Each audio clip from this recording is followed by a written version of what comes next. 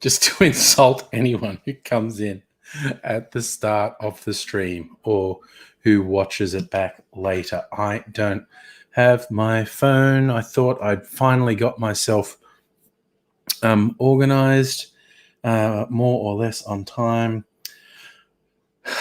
Turns out not so much. So I get it, just in case AZ tries to contact me. Hi, Shieldsy. Tell everyone I'll be back. Okay?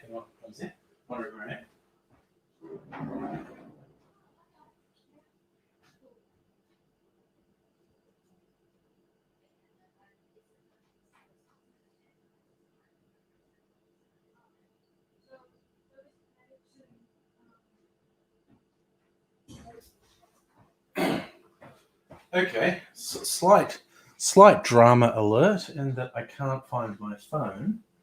Oh shit, that probably means I left it in the car. I better get it, so I'm going to be gone for another minute.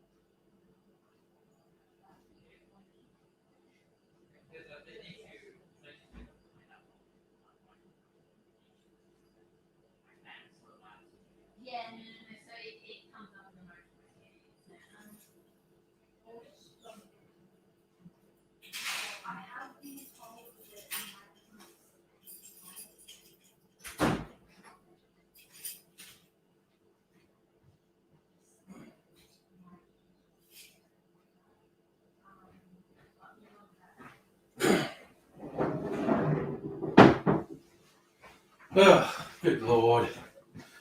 All right, fuck, here I am, fucking organized. Ugh. I went out and got some computer parts earlier, and I had my phone out in the car to use maps, and then I forgot and left it in the car. Hello, Invisible Chicken, and Justin, and Chelsea, who I said hello to before.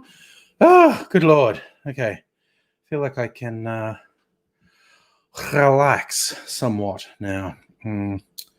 My passion fruit drink. That's nice. And these frozen passion fruit cubes in the supermarket, they were on special. I thought, oh, you can use passion fruit in cocktails sometimes. So thawed some of them out and put them through a sieve to get the seeds and pulp out, and so you got a nice passion fruit nectar. And that's just that's a really small amount with mostly lemonade. It's really yummy. I've been busy beaver. Shieldsy, where are you again? And where it's damn hot? Because we've been so spoiled in Melbourne. It's just mild weather for a week, like 20 to mid-20s. It's meant to be 27 on Saturday. That's hot compared to how it's been. It's been like 20 to 23. Been exceptionally spoiled. I've been very busy today prepping stuff. That's right, Queensland in the southeast. Okay, cool. Yes, oh my God, you've been getting it rough. We've been so spoiled with just mild weather in Melbourne. I've been prepping lots of stuff today. Syrups for cocktails. Made some grenadine and some a brown sugar syrup, what you normally call the Demerara sugar syrup. That's really rich. Just tastes like molasses. You only use that in cocktails that are already dark. Like that's like for rum-based cocktails, basically. Oh, look, just as well I went and got the phone, because who be that? But Aidsy, because I wasn't sure. Hadn't heard from him. Wasn't sure if he was going to be here. So we sent him that linky poo. Email you the link. Thank you, autocomplete. That is what I wanted to say to him. I've said it 100 times. So yes, I've been making cocktail syrups. She's you overcast but no rain. Bet that makes it humid. Kyle on Facebook. Hello. And I've been making some clarified cocktails, which is all part of my master plan for my YouTube cocktail channel. What I had been doing in the past is shooting the videos to camera. There's a little bit of the passion fruit in here. I'll just add that.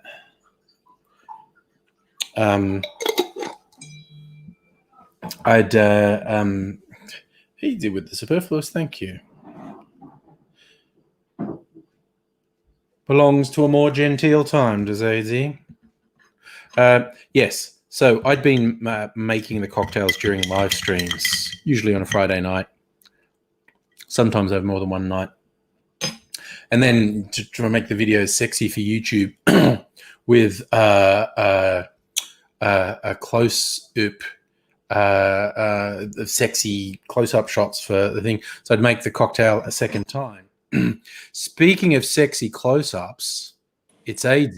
Hello. Yep, cool. I just finished what I was saying. That I'd been making the cocktails a second time during the following day, usually to do close-ups, and I usually don't want to drink the cocktails in the middle of the day, and so I could just put them in the fridge. Where I thought I'm going to milk clarify them just for a laugh and see how. And I was chucking them all in a big thing and doing it, which is somewhat ill-advised because that's what we call an interesting experiment, not necessarily a completely successful one all the time. But today I've done the reverso, not on camera. I've done the close-ups and I've been milk clarifying them. So then I can have them side by side. So on tomorrow night's stream, I'm going to make a video and make a cocktail and then but when I go to taste it, I've also got the clarified one. So I can hear you. Because when you keep talking, what basically happens is it settles itself down. Okay. And this is the last of my milk clarified cocktails. Oh, you see wow. the curds are all down there. It was look at that. It was bright red before it was bright red before I put it in there. And now it looks like it's going to be, when I finish the filtering, it's going to be a very pale pink, which is neat. Neat. At the moment, it looks like a sample from a cyst. I didn't. Yeah, curds look a lot. That was even a joke. I forget who it was. There was this guy in the 80s, 90s who used to do really bad taste cartoons. I think his name was Cheney or something. Like Far Side was kind of wholesome with those single frame comics. Yeah. This guy did single frame comics, but they were just in the worst possible taste. And I mean that as a compliment. Like he had one with these two bums eating out of a dumpster, and one of them looks at the place that the dumpster's outside of, and it's a cystic fibrosis clinic. And he goes, "Oh my God, Larry, I don't think this is cheese curd we're eating." And oh, that's fabulous. Can you remember the name of the cartoonist who wrote, and one of his favorite lines is, "I hate you, Milkman Dan"? Yes, was that Tom Tomorrow? I'm not sure, but it was all 50s pictures and scenes. Yes. And it was the most horrid things. Yes. And there was this one great scene, Dad and the kid are in the theater watching something, and the kid goes, "Oh, there's all colors and swirls and stars, and I think I'm going to be sick." And the dad says, "Well, if you're going to be Mr. I'm only taking pills with name gin, that's what you get." It was just fucked. It's like, Yeah. He's still doing it. I looked I Hate You, Milkman Dan, because I loved the I Hate You, Milkman Dan ones, and he's still doing it. I probably haven't looked at it for years. I'm gonna lose several when I'm supposed to be working tomorrow. I am going to lose several hours catching up on years. It's called tomorrow too. That's over. Because you have to email me Shit. the link. It's called Red Meat, and it used to is be called part of Red another Meat. website, It was but always now it's called all Red Meat. And redmeat.com. At the end of his website, there was a finger with boils on it, and one of the boils was Chick Comics, and it had the collection of all Chick comics ever made. And I would just go through them one by one, going, "Oh, Chick, you're special." The Chick Tracts, I should say. And I haven't seen Red Meat in maybe 15 years. Yeah, and I even forget what website it used to be on. But redmeat.com is the whole thing. Red Meat. But yes, I'm so happy it's still going. And another one of the regulars was this weird wild-eyed guy who kind of looks like a preacher, but he's got a cowboy bolo tie on, and I just love there's basically a tell for what the punchline's going to be. Is a picture of this one, and he's got a band-aid on his forehead, and he says, "Well, I bought me one of them self-inflating Navy life rafts from the surplus store. It's pretty good, except the instruction manual left out the most important thing. You definitely don't want to be inside of a toilet stall when you pull that ripcord." It just stupid, absurdist stuff like that. It's just classy. I love absurdist humor. Like the Auntie Donna boys got a Netflix show which I watched in the last week or so, and it's just this beautiful return to absurdist humor. Not feeling like you have to have set up punchline stuff, but just being seriously and being funny, but being seriously fucking absurdist with it. They scored a Netflix gig, so good on them. Yeah, some of the down the stairs stuff is going to be a bit like that. Oh yeah, no, absolutely. It's going to come out of nowhere for no reason and never be mentioned again, because that's what share houses are like. You know, I'm going up to do my fancy dress now. I want you all to check it out. Ding, ding, ding, ding, ding, ding, ding, ding. My grass skirt is on fire. Help me. Help me. I don't think his fancy dress is going to work. And then they go on with the horror story. That actually happened at Mitchell. Camo and his horrible mate, the editor of the Sydney Morning Herald and the Bessemer. Yeah. He went on, he ended up working for Denton. Yeah. And I was going to say worked for Denton. They were sitting on the top balcony where the pool tables are, leaning over, having a smoke, and a guy with a grass skirt on was running to the toilets, and it was on fire. And they both said, "Don't see that every day." And we think this guy was going to the toilet to try and get water to put his fucking skirt off, or take his skirt off so he could throw it away. But he didn't want to take his skirt off in the bar because he'd get thrown out. Because he could be in the toilet and say, "Could someone get me a pair of fucking pants, please?" Or a sheet. And they would, because it's Mitchell and people do that. And you can walk around in Mitchell with a towel on, and that's okay. Well, you used to be able to. I don't know now, or since the Liberals own everything. I don't even know if it's still there. Hey? I don't even know if it's still there or if they just packed it up and moved it because it was too goddamn decadent. Jesus Christ, that was the most alcohol and not that drug fueled. There was only a small number of people doing drugs, really, but it was the most. Yeah, I know. Well, okay, we hung out with all of them. We were on a very intimate first name basis with everyone who was doing the drugs. Wasn't actually that many people, but it was the most alcohol fueled environment that not compared to how many people getting shit faced drunk every day. Well, there was, and there were fucking lecturers helping them.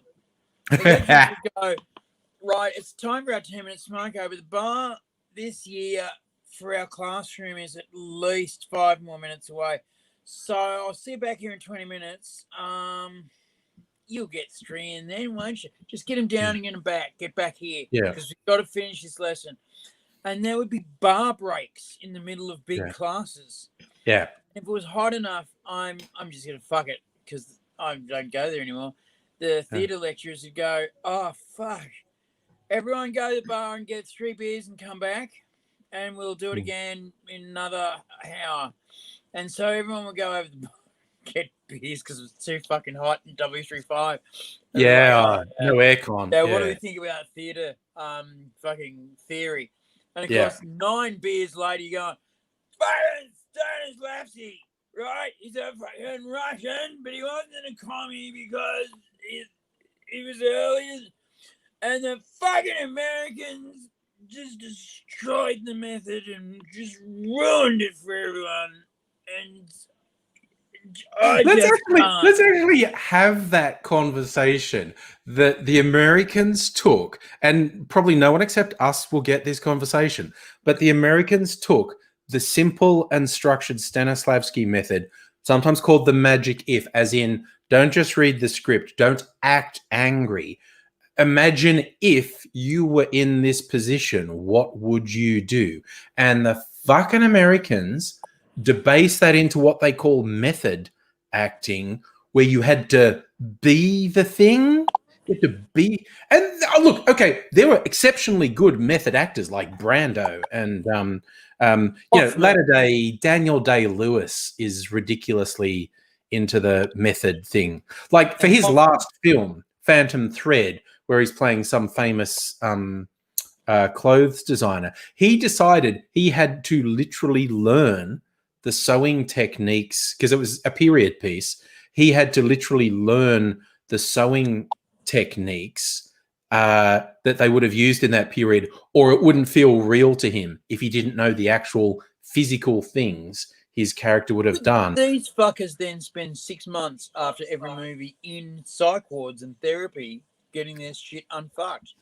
Like, who is that dickhead who played the Joker in the latest reiteration of Joaquin Phoenix, yeah. No. You're talking about in the Suicide Squad one. Jared Leto. What a fucking tool. Yeah, he's a prick. He's a prick. What a fucking tool. He's fucking emailed what's the name a rat. Yeah, because he said that's what the Joker would do. Because that's what the Joker would do. And fucking, I mean, and she has had to make up some shit like, oh, I gave it to a hostel or some shit like that. I've got to disappear for a second, but I'll be back. All right.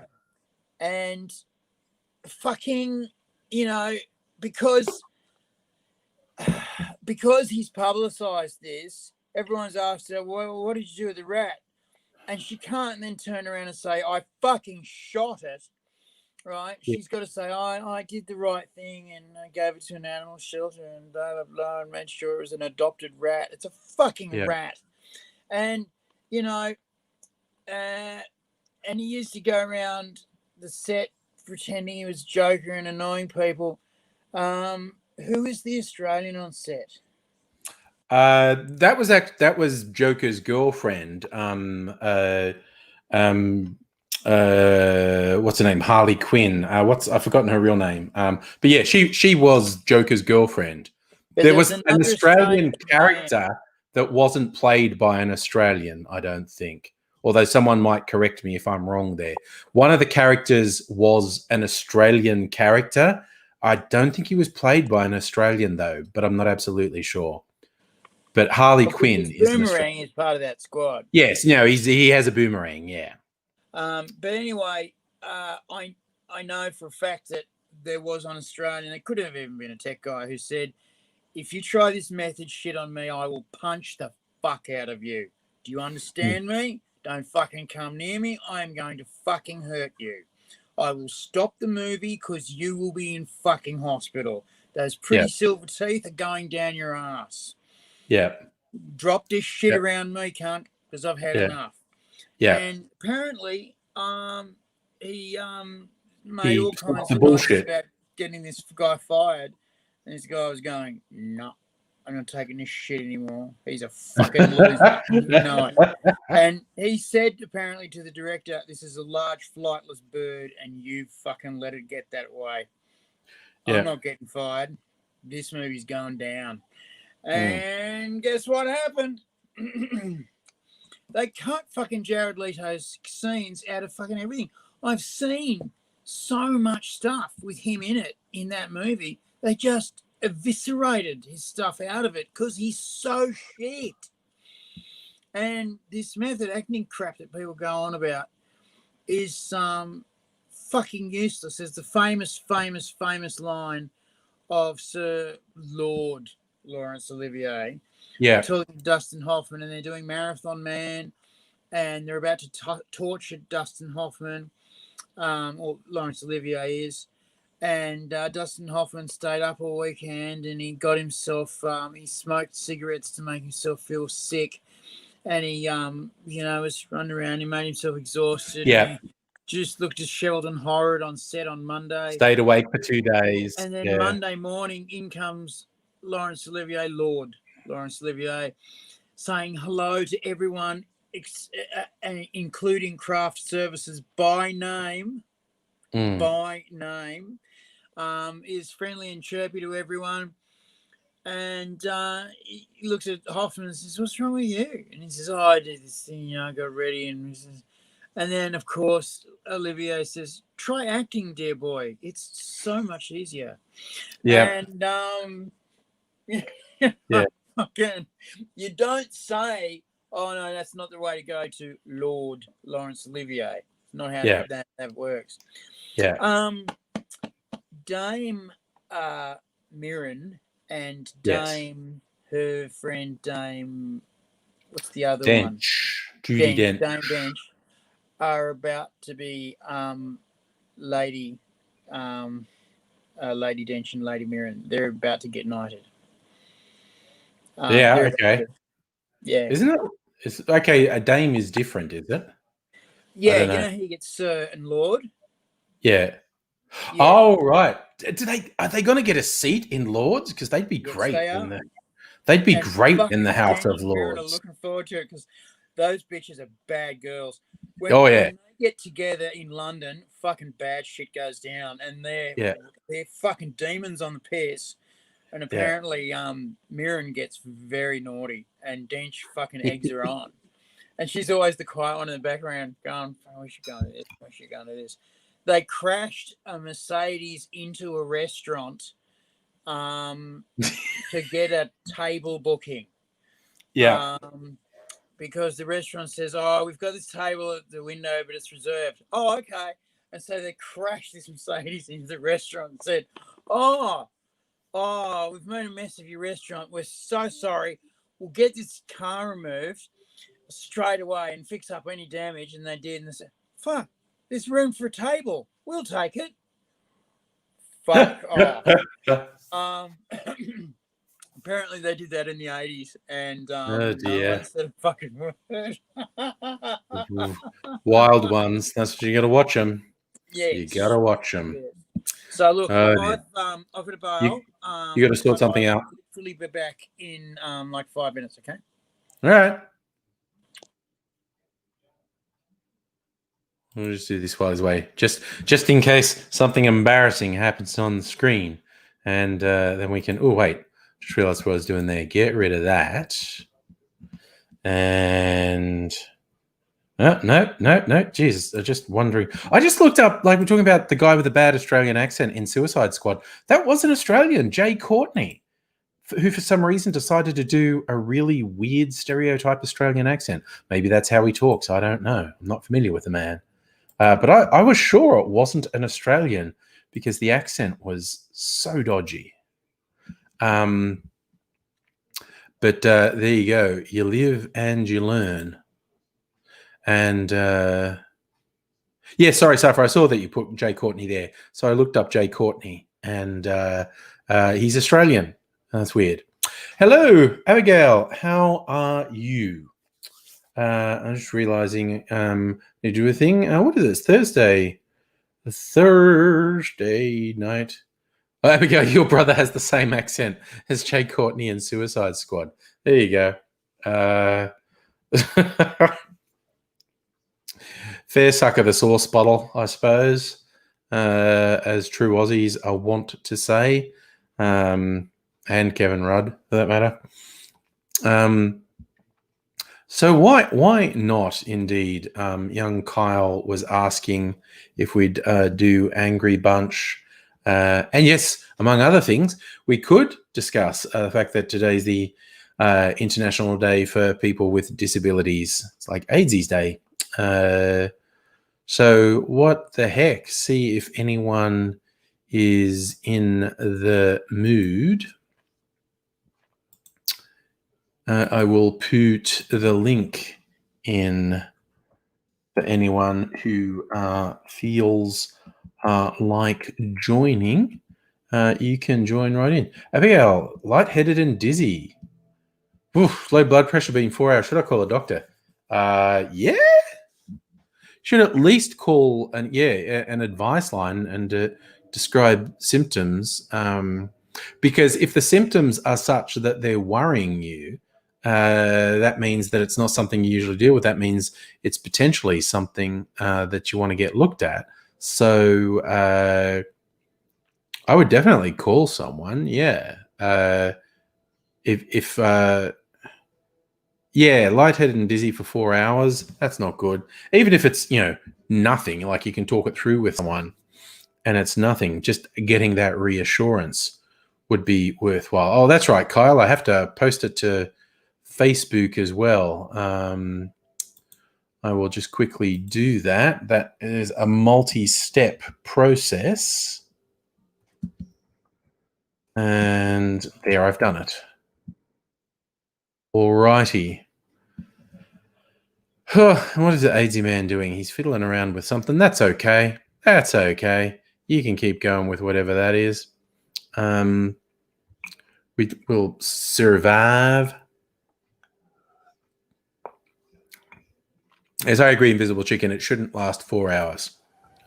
What's this? Are you coming back or?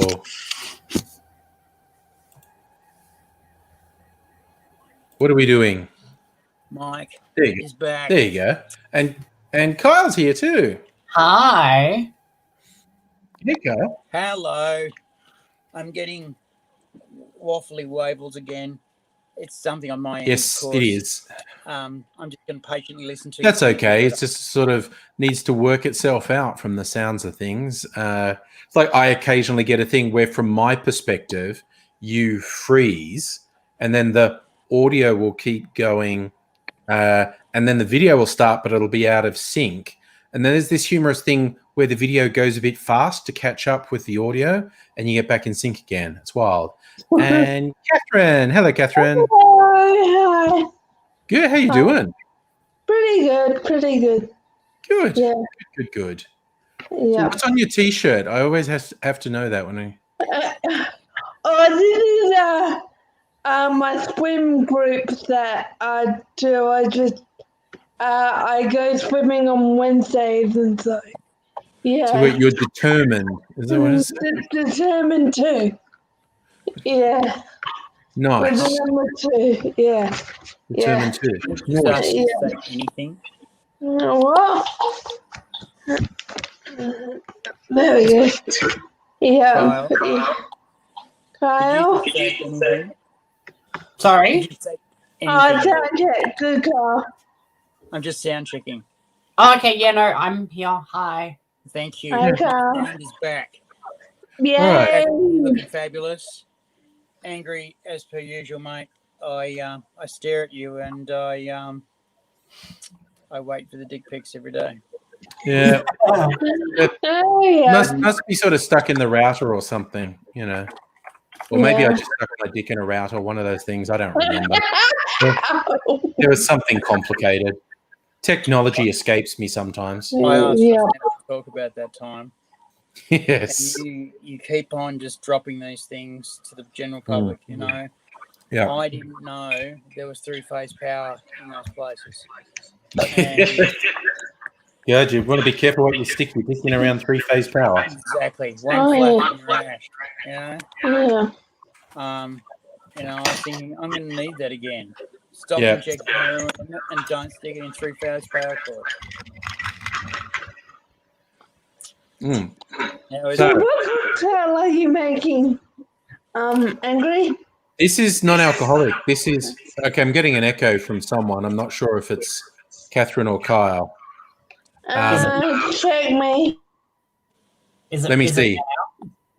No, it might have been coming from you, Catherine. There we go. definitely So, Check me. I've got nothing open that it could be.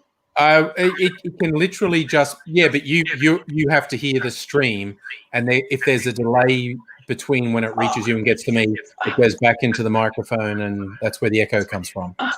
Oh yeah, no, there's a big delay in my visuals. Like 1, 2, 3. Yeah.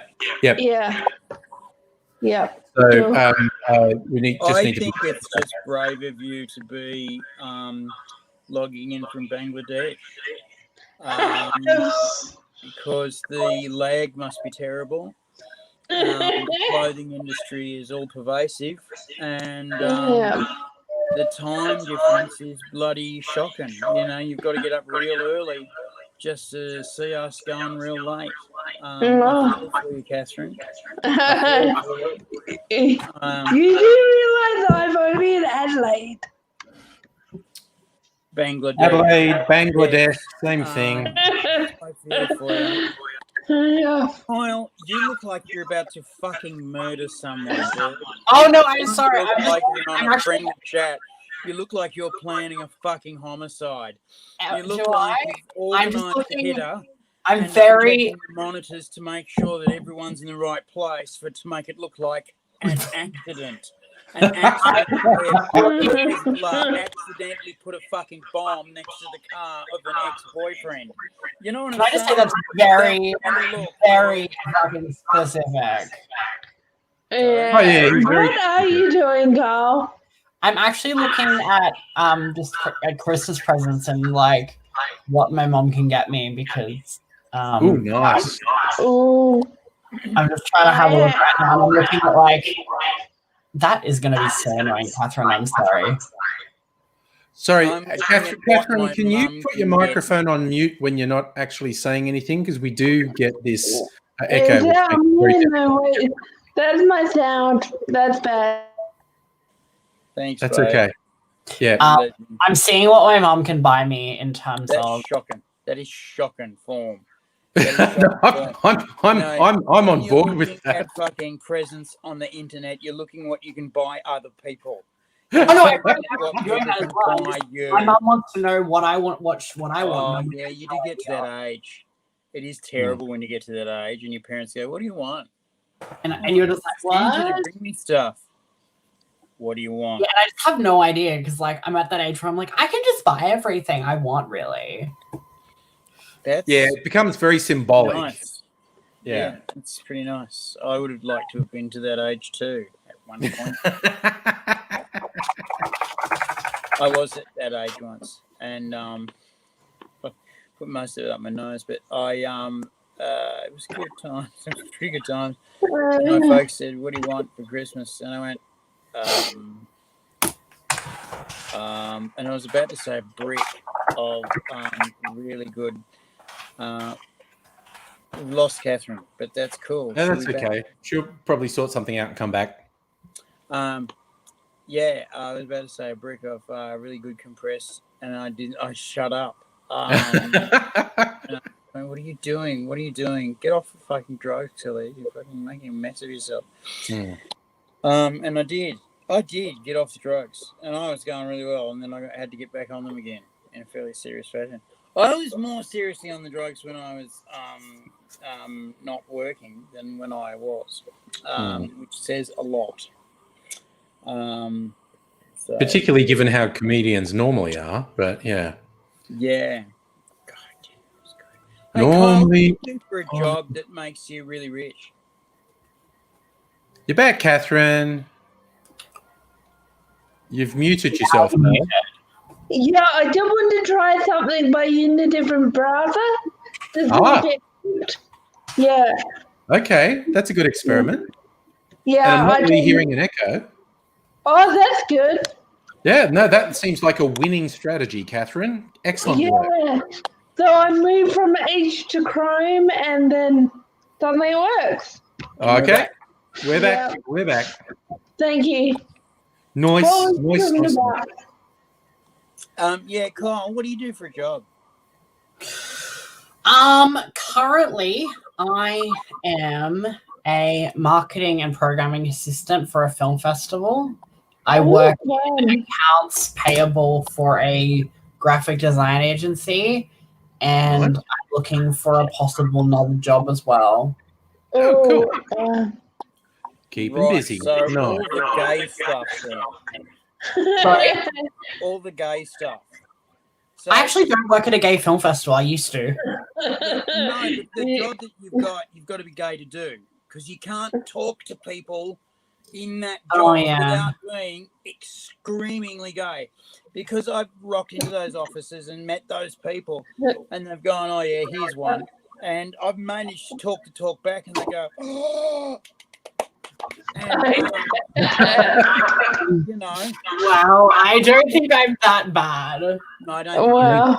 No. I don't, well, I'm just, you know, you saw the thing, you see, you know, I know the language, and I could get my stuff publicised, and I'd come out in the other comments and go, "How the fuck did you do that?" And I thought, courtesy Yeah. finger, boys, courtesy finger. Tell you a thing about a doctor once that didn't understand courtesy finger, and fucking very pissed me off. I was going to say Fucking we've done that story, but it's always worth redoing. And I always love bringing in Julia Gillard's bloke into that, because he tried to make a joke about that, and you jumped right on it and went, "No, that's not how it works." No. But when you've had all the medical adventures AIDSy had, things being stuck up your bum, that's just an occupational hazard. Oh, Well, it is really. You know, I foolishly, as a young fellow, when I got out of the industry, so to speak, said, "I don't think I'm going to do this bum stuff anymore. I think I'm just going to be boring and vanilla and go, lie down, it's your turn." And then I got sick and found they were more interested in bum stuff than my lovers. And I just went, "Oh, fuck is it with you straight doctors? You're like, you're feeling so into bums." And, you know, I'm just going to stick my fist up there. It's like, you know, there's clubs for that. And there's an entry fee. And for me, you better fucking believe there's an entry fee. And, no, just knees up to the chest. No. Oof. Not even polite enough to do a reach around? Catherine went there. Okay. The furthest I went, the one time a doctor's done that with me, because I was having all these tests done, and he's going, "Well, I'm sorry, the last one, I'm going to have to stick my finger up your bum." And I just went, "Oh, normally I'd ask you to buy me dinner first." And he's like, "That's the spirit, bend over." I'm glad you're a joker. Now we're going to do it. I was in Kuala Lumpur airport, and I wasn't on a gig. I was actually on a holiday. Technically I was doing radio correspondence for the Edinburgh Fringe Festival for Fox FM. Technically, that's how I got my press badge. And I was in Kuala Lumpur airport on the way there, and I went through. I went through the right door and everything, but I went to have a cigarette, so I bolted across the other side of the airport, had the cigarette in the cigarette and at about 3 or 4, and then bolted back, and went past security passport control without looking. Next thing I know, I've got a fucking machine gun up my nose like this. Oh, yeah. Oh, okay. fair enough. And then they've called me back and they've gone, arms out, and they've done the search. Yeah. And, when they've done the search, they've gone up the Jagoinga down the front as well. And I'm going, oh, okay. We are getting that echo from you again, Catherine, is making it so Really? I don't hear anything. Just Really? if you can just mute when you're not talking and unmute when we get to hear your lovely voice tell us something. But yes, so they did give you a reach around by the sounds of that. If there was one down the back and one down the There was front. one down the back and there's one down the front, and they was checking. They were checking. There was no stone left unturned. There was no cave left spelunked. And I said, ooh, okay.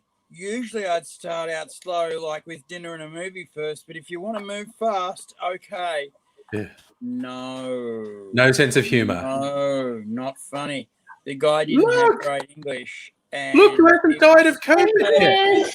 Hey, yeah. Turns out Guy didn't have everyone at my great mom's English, work and was he masked. We didn't get pissed COVID. right off, and 4 of his mates came with machine guns. All these guys are like fucking 19.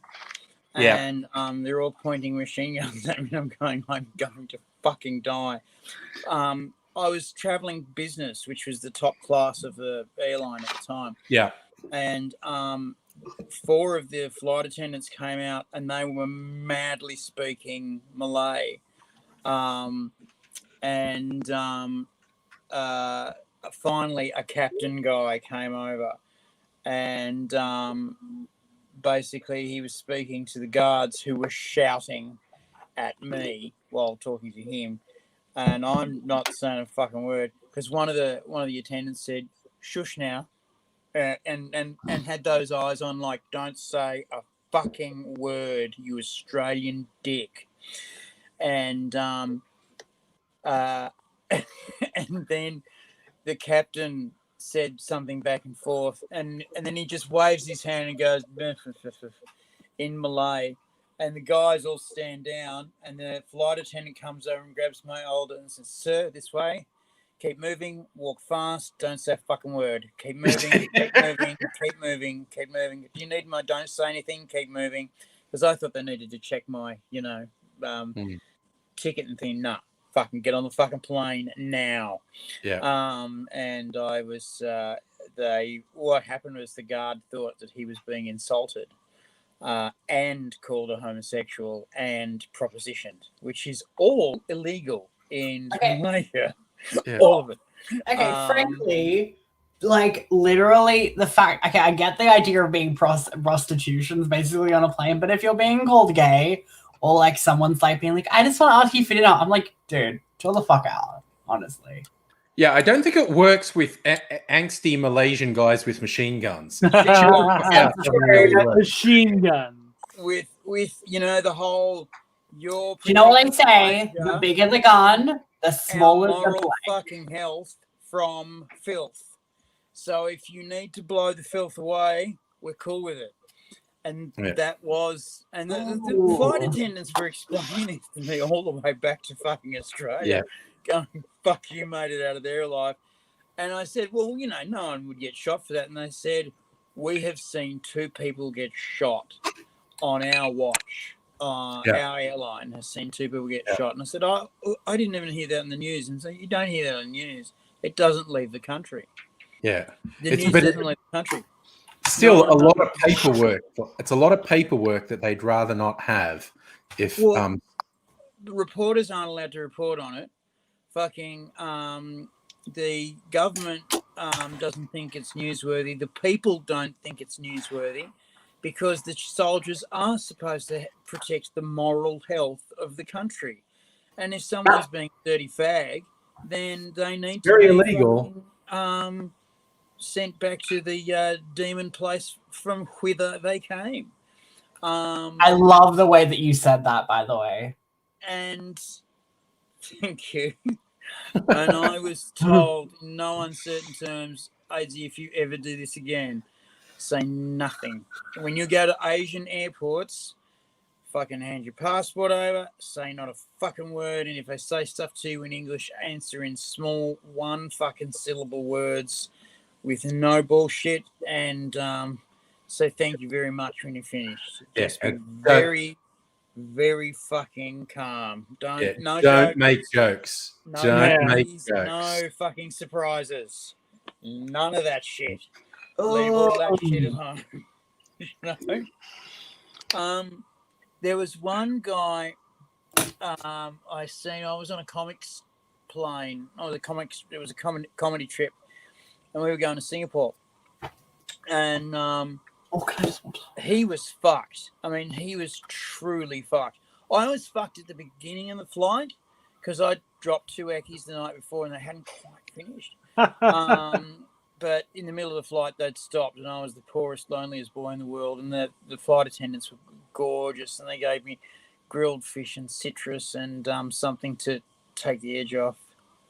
Love you, girls. Anyway, and one of them was a guy with the best beard. It was like scaped, and it was like, oh, you're coming home with me. Anyway, Hey. but I was married at the time. No, I was with my wife at the time. Anyway, so this guy was fucked, and he remained fucked, and he got fuckeder. And they sort of sidled up to him, and he was near us, the comics, right? And they said to him, big guy, we've noticed that you're inebriated. Fuck. He says, no, I'm fine. And they said, yeah, look, if you get caught with anything, they will kill you. Leave everything you've got in the front pocket of the seat. The cleaners will come and take it away and throw it out. Do not have anything on you. No shit. If they find 1 tablet of codeine on you, they will fucking shoot you. Prescription medication, the number of people who don't realize their legal prescription medication can get them imprisoned in certain And or shot. Oh yeah. If you have Don't forget the shot part. Don't forget that. Like in the old days, if you had enough Nurofen Plus on you, they'd shoot you. And people were losing their minds, going, "It's just headaches." It's like, well, it's going to be one big headache. But they said just leave everything, and they came back to us and they said, "Oh, comics, just a word, just leave everything you've got in the seat pocket in front of you." And of course, all of us, being smart asses, put something in the seat pocket, and we were going, "Yeah, it was a good joke. Everyone did it once." And then everyone looked at me and said, "No, I actually had a stash to put in the seat pocket." And I went, "No, you didn't really," because I knew that you didn't take drugs across the border into Asia, because that's asking for the Midnight Express. And fucking these guys thought they were going to carry fucking E's and pills and powder across the border, and I thought, right. The dog came up to one of us, and this guy said, "Oh, what a cutie!" And the guards took him away, and he came back walking like a cowboy. And we said, "Are you okay?" And he says, "Yes, I'm okay. Let's get on the bus now." So we got on the bus and said, "What happened?" I was about to say his name. "What happened, sir?" And he said, "They gave me a full cavity search, and they used a spoon." Ooh, they got right in there. Right up in there. And they straightened him out, and he went, "Oh my God." And they had a gun on me the whole time. I was naked. These people don't traditionally have foreskins, and they don't know how to operate them. And he said, "I'm very uncomfortable right now, and I'd just like to go to the hotel and cry a little bit and have a shower." So, yeah. That sounds like a good Sunday night, but First whatever. time, I wasn't the guy doing something dumb. It was the first time I was the fucking responsible one. It was just retarded. I mean, I was usually the one getting arrested for shit. But every Asian tour, I was the one who got off scot-free every time. I'd like to say I've been to Singapore, I've been to Malaysia, I've been to where's the other place we went to Jakarta, and then we went back to Malaysia. I'd like to say, Thailand. No, not Thailand. Fucking Jakarta, and it was back to Malaysia. Anyway, I'd like to say I've seen those countries. No, you get off the plane, you get on the bus, you go to the hotel, you go from the hotel, you get on the bus, you go to the back of a theatre.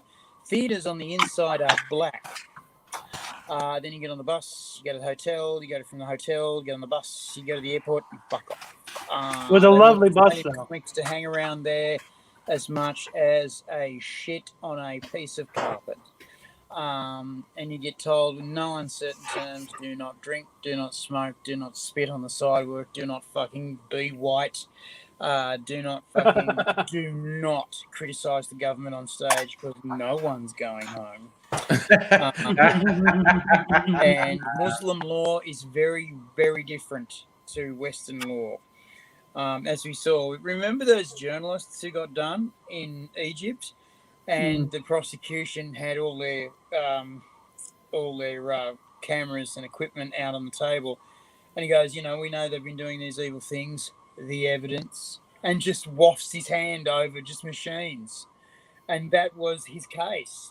And they went, And the journos have lost their fucking minds going, have you seen the tapes? You know what's on there? Oh, like, no. It doesn't matter. It's here. And it's like moot point. We've got evidence. And they're all just going, we're going to die in fucking an Egyptian prison. But then the president did something very clever. He says it's just disappointing that these people got arrested and now this circus is going on. It would be better if they had never been arrested before. And it was a secret message to the judge and jury to say, give them a slap and make them go home. Because we're looking bad internationally. And it's a dumb thing to do. Because what it was a finger to Qatar. That's where Al Jazeera lives. And Qatar was giving Egypt a lot of shit over the Arab Spring. And especially Al Jazeera. And so they had a chance to fuck you, Qatar, and they were using these guys to do it. And the new Egyptian president was giving every bit of this is was a dumb tactical move, and B, it's clearly backfired. We've got news organisations across the fucking world calling us assholes. Just finish it up and piss them off, will you? And so they saved face by keeping him in jail for over a year. And then they said, yeah, you're guilty. Never come back home. Piss off. They were very happy to do it. Unfortunately, the actual Egyptian was kept in jail for 2 more years. And then they just let him go. They said, piss off. You're no longer a journalist. You're not allowed to be a cameraman ever again. And he said something like, I was thinking about going to automotive mechanics anyway. Fuck this shit. Get arrested and fucking filming crap. I don't think so, buddy. Oh, yeah. So we nearly got arrested, didn't we, Angry, when we went to the mall near my place and we were doing... that guy wouldn't let us shoot video. And you were saying, let's go. And I got belligerent and was like, public space, man. What are you going to do? And I just go, no, let's just go. I have to shop here. And I don't. Fuck this guy. Yeah, it got very much like that very quickly. I'd forgotten about that. It was and the flashback. thing, I knew that if we fucking calmed him down the first time, what we could do was guerrilla shoot around the place. Yeah. And every time he busted us, we said, we know, we're sorry, we're leaving. We're bailing. It was just in the car park. What was his fucking problem? Well, because it's not like we were doing it in the cold. You went him the first time he met us. And from then on, he was just following us around, going, these guys have got to go. Yeah. And then he went us in the car park, which was it's extreme. you know, but I suppose you can smoke outside. So. What a dick. Yeah. Yeah. Helly and hello, Kirsten, by the way. But yeah, no, fuck that guy. I looked it up later. I was completely wrong. he was definitely within his rights to tell us not to shoot video in the car park. I knew that. And I didn't want to say shit about it until we. Oh, that's right. We'd gone on to something else when we left, Hmm. and I was close to home, so you just dropped me home. So I didn't Yeah. have a chance to say actually he had the right to throw us the fuck out of the car park. Yeah. No, I looked it up, and he was absolutely right. And it's like, oh well, probably just as well I kept the belligerence under control. I just did enough to let him know I thought he was a dick, and we left. Well, me and Dangerously Talented were shooting video on Footscray railway station, Mm-hmm. and very soon the blue and yellow cops came up and said, "Where's your permit?" Oh, let me just find that. Let me just go to my bag, and I left. You left him there. I left him there to talk to him. I thought, yeah. I'll go That's funny. you know, and Oh my he god. later on was going, I was making shit up. I think I've done something wrong. I said, what have you done? And he said, I think I told them we actually have a permit and to look up our real names. And I said, you use our real names. Interesting tactic. You idiot. And then the That's real funny. cops turned up and said, you don't have a permit and you can leave now. And I said, you know, that's a fair enough thing. Yeah. Because they could have said, you can't leave now. You can Yes. come with us. Yeah. Put your hands Yeah. behind your back. I can't walk without my stick. Well, it'll be funny watching you fall over. Hands behind your back. Yeah. So yes, I felt really bad for just a little while for leaving him there, and then Fucking it was like, funny. maybe- Though. Fucking funny. That is Um, hilarious. yeah.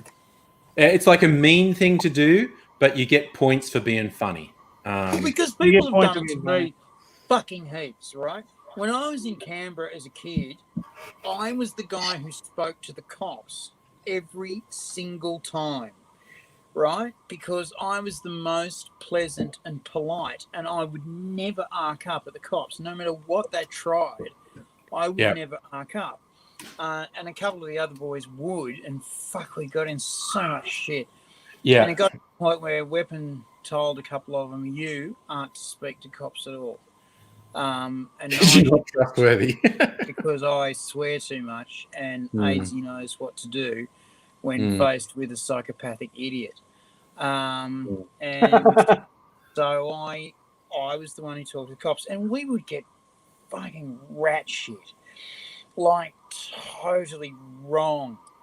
At one point, one of us found it was really funny to run around the park, this little park in the city, with his pants Yep. down around his ankles, going, Yeah. I'm a sprinkler, I'm a sprinkler, I'm a sprinkler. And we were going, don't, please, Andrew, don't, please, please. Different Andrew. Yes, it wasn't me. And who knew the cops turned up? Wow. And the cops said, is he yours? And I've gone, sadly, yes, officer, he is ours. And you'll find that these two lads are expert crash tacklers. Lads, if you would. And bolted over there, crunch down his gun. And pants on, please, lads. Would be best. Yeah. And I said, so, officer, I clearly recognise that we as a whole are in the wrong, and he particularly is in the wrong, but he has a, can we say, sugar diabetes problem and needs treatment at home immediately. There is a bus leaving in about 3 minutes. I reckon we could get him on it. Would you be adverse to that? And they've gone, we think that would be wise. Make it happen. And we got him on a bus. and it was going the wrong way, but we just had to get out. And, Just leave. Yes, just leave. Go now. And we ended up going diametrically opposite the run in Canberra, which meant we were literally 40 kilometres away from home, and we just made it home under curfew. And he had ruined our night for us, so he beat him up on the bus. I was about to say you have to pay for that. Yeah. In the morning, he woke up because we all crashed at one place, and he woke up and said, "Did we get in the blue last night?" And I said, "Oh yeah, man. They jumped you. They jumped you real bad. We had to get them off. I don't know what. It was you they wanted. Have you upset anyone lately?" He went, No. There was a girl who wanted me, and I had my pants down, but then I got jumped. I can't remember. Yeah, no, you got jumped. I think probably there was jealousy with the girl. Yeah, and they jumped you pretty bad. Yeah, you've got cuts and bruises all over you. That's hilarious. Because your shirt was torn and your pants were torn when you got home, so we had to dress your wounds when you got home with lemon juice and vodka. Okay. That's a famed medical procedure right there. That's right there. And he screamed every time, to the point where he had to knock at the door. Because it sounds like someone's being murdered. Right Yeah. There. Yes. We're disciplining one of our lads. Oh, okay. And then nothing. And we stopped.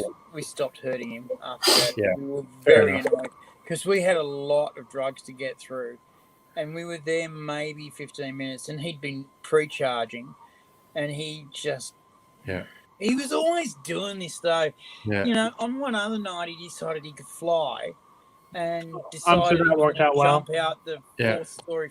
No, the 6th-story window of the flat we were in. So we spent half our night trying to get him to fucking not jump out of the window.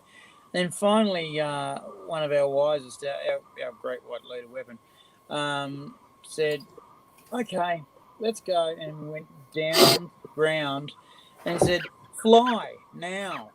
I said, "What?" It's fly now. Because, you can fly, so fly now. He went, "Okay." Yeah. He did 2 Why is your screen so wobbly, Kyle?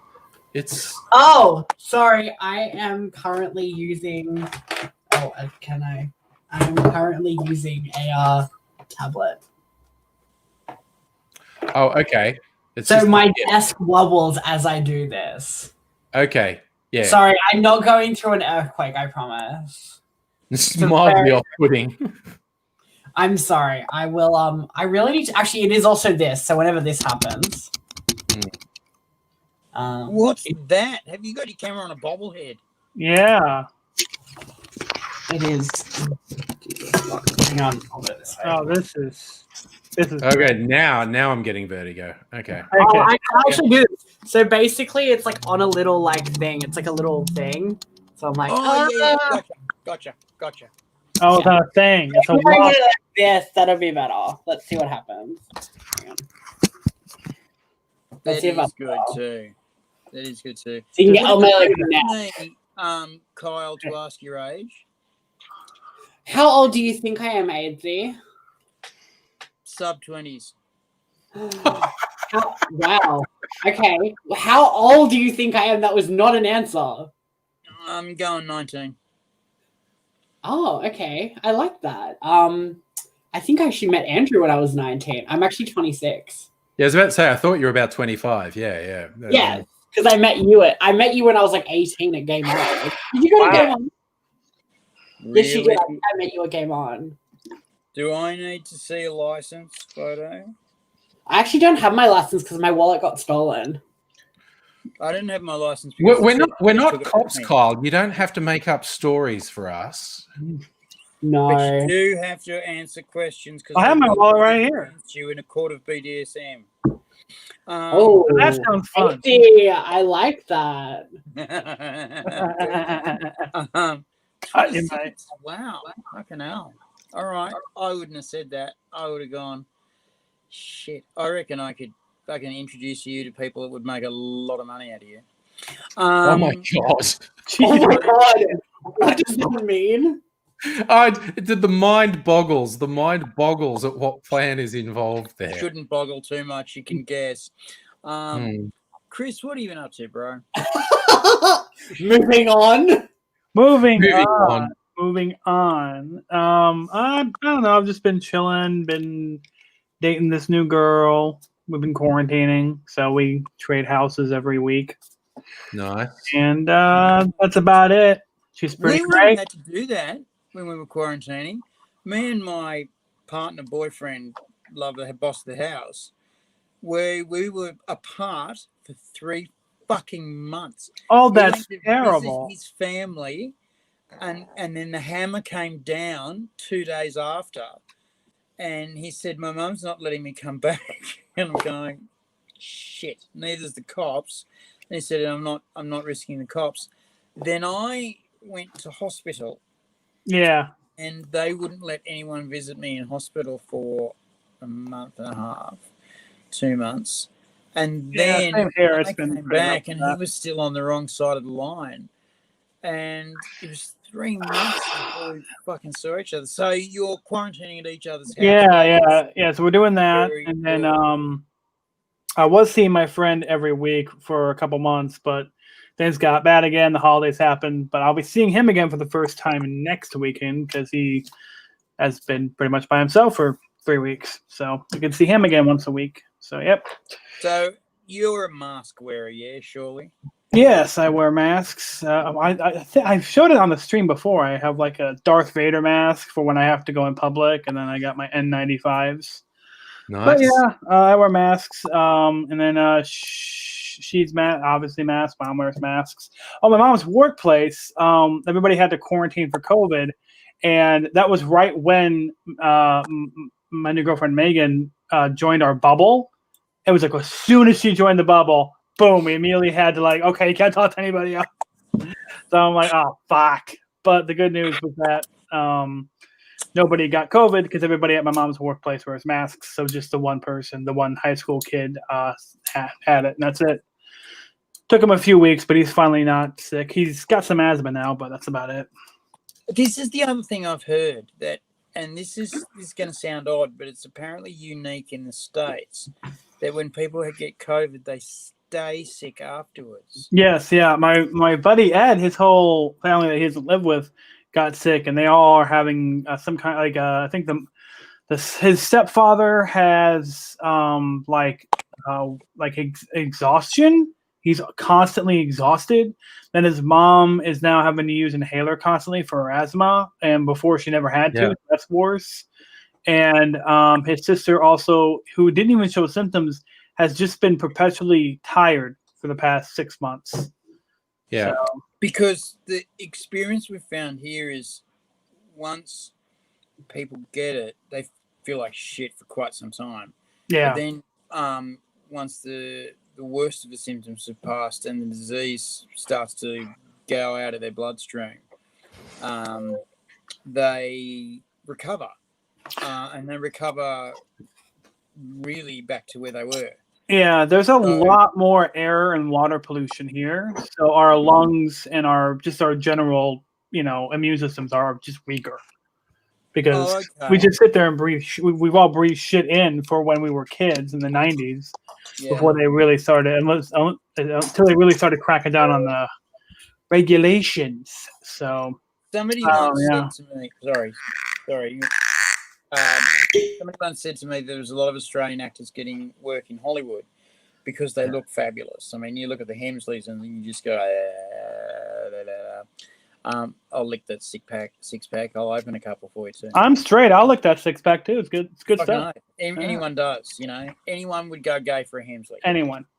No one's that straight. No, there is no one that's straight. Anyway, sorry, I'm just thinking of a Hemsley. Give me a second. That's fair. Give me a second. All right, I feel like Kirsten must be online shopping or something. How many black tops is too many? Well, I mean, the more you buy, the less often you have to do laundry, basically. So I don't know that there is such a thing.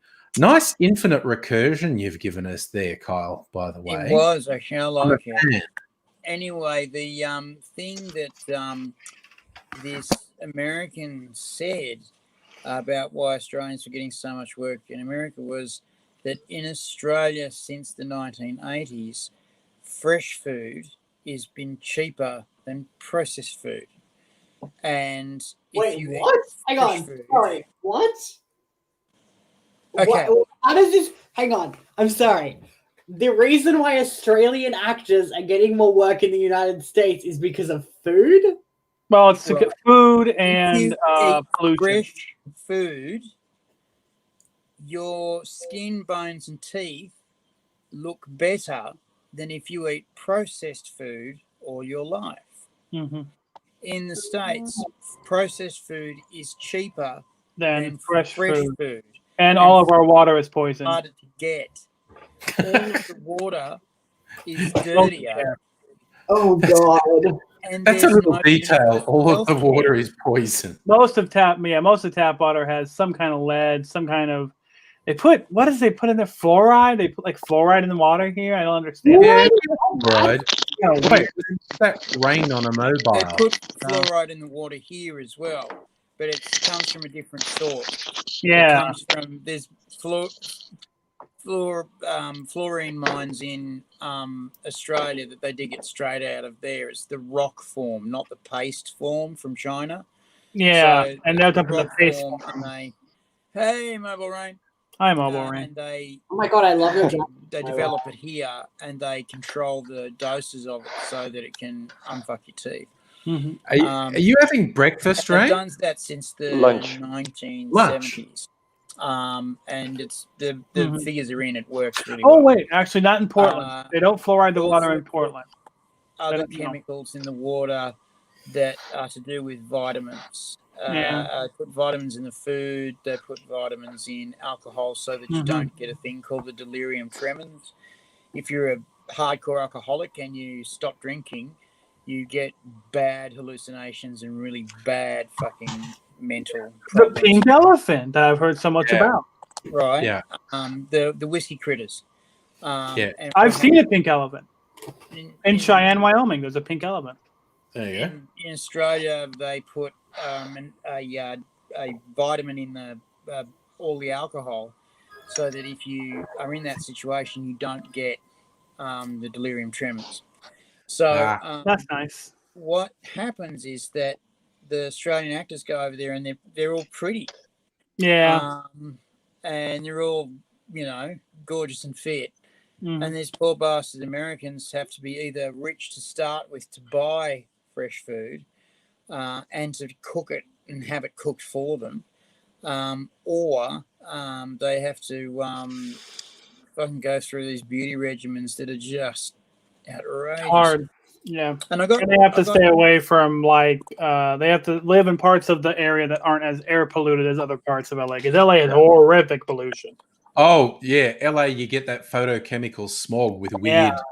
purple and blue sunrise and sunset. It's very Yeah. strange. Yeah, but some places, especially in LA, I'm like, that's some bad water. That's for damn sure. But I also would just like to say very quickly that it's also due to the amazing work that the National Institute Drama Academy does in Australia. A lot of great actors come out of there. A lot of them fly the United States, and a lot of them do very well for themselves. I highly recommend nobody ever come to the United States. Please stay as far away as possible for your own health at all times.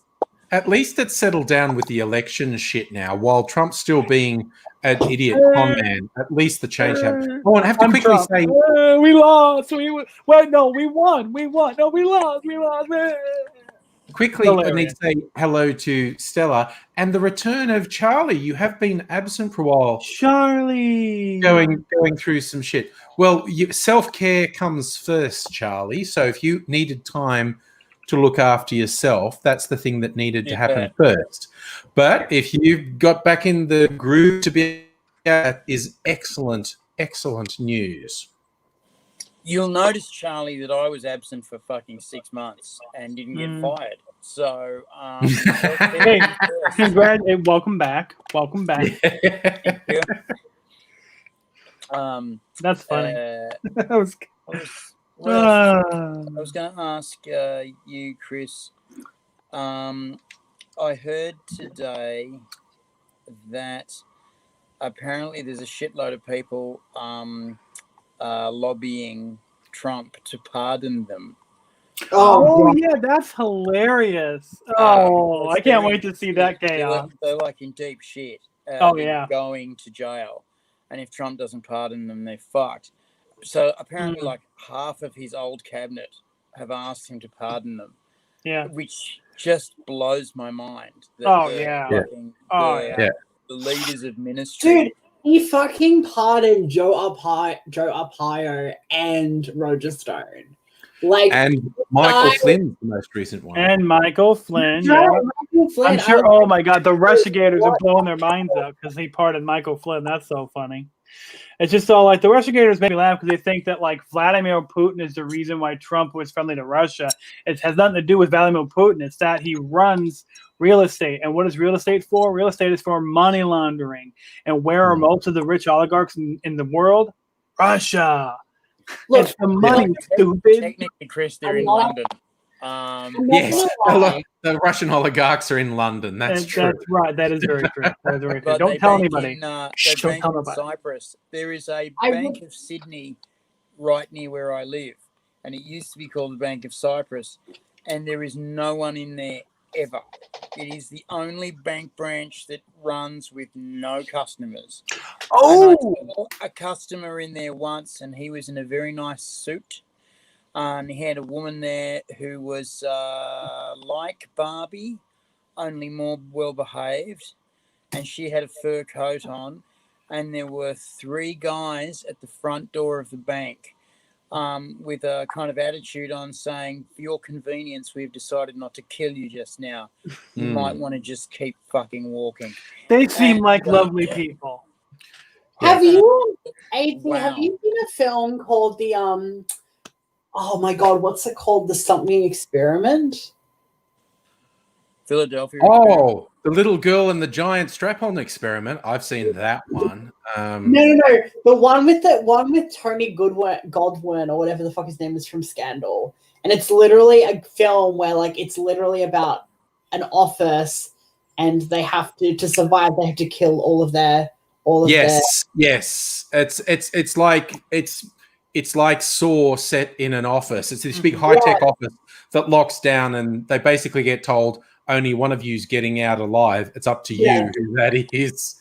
And you get a few who for a while go, no, wait, we can, and then people start going feral and killing each other. It's actually pretty goddamn funny. The Beckelon conspiracy, the Beckelon experiment. I don't remember. Yeah, it's a crazy movie. I never saw it because it looked just ridiculous, but I saw some scenes from it and it's hilarious. Oh, it's No, I really watched it. It's pretty goddamn funny. Speaking of money laundering, though, so my I went into a marijuana shop recently, and not for myself, for my partner, and yes, exactly. I realized that they're a cash only business. They're not allowed to have bank accounts because the federal government doesn't let them have bank accounts. So my question is, how are they laundering that money? Legally, of course, but how are they laundering that money? Because if I could get my hands in that pot, that's the money. Yeah. It is ridiculous. Those federal laws will probably get changed when Biden gets in. What was funny is Trump wanted to change it federally, but he had appointed a couple of real loons to key positions. People that even Trump was looking at going, the hell is Jeff Sessions? Trump's looking at him going, why are you so weird? You're just supposed to do the crazy stuff I want, but you're just weird, dude. What the hell? Because Jeff Sessions was a super weird ideologue. He's just weird. He's very strange, man. I don't like him. I like to look at him. He looks weird. No, he's a weird little garden gnome type dude. He's short, isn't he? Like this. He's like, He's a strange little man. Chris, Jeff Beauregard don't knock Sessions. short people, you mate. That's not a thing, right? It is a thing. It is. Angry. Anyway. I think you and I know that knocking short people is not a thing. Look, Andrew and I are the long shortest as asses in the world. That's yeah, so I was about to say. funny. So as long as my son isn't towering above me, on camera I could be like Chris is bloody 6'3" or something, but on camera 6'5", just 6'5", 6'5", Jesus. just- But on camera you're the same height as me, so that's why I Feels like great. this.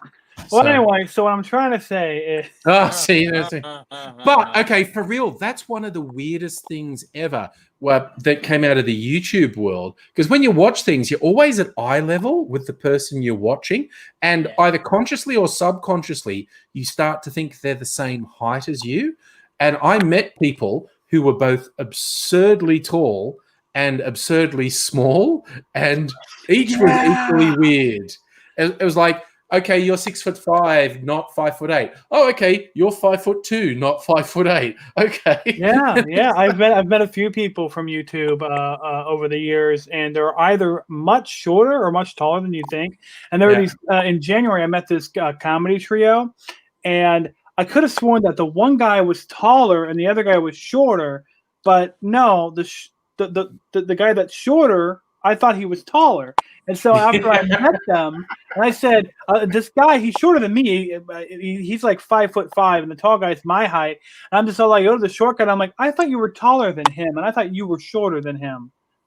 Oh well. And Cameras are weird. as I went to walk out the door, they had this whole line of people to meet him, and he's like, "Wait, hold on, wait, sir, yeah, wait. You really thought I was shorter than him?" I'm like, "Hey, man, camera does weird things." And then I walked out the door. Me Nice. and Angry do a little bit of camera forced perspective stuff for reasons. We're not going to say why. We're just going to say reasons. Why? And Oh it's very no! effective. I'll say what.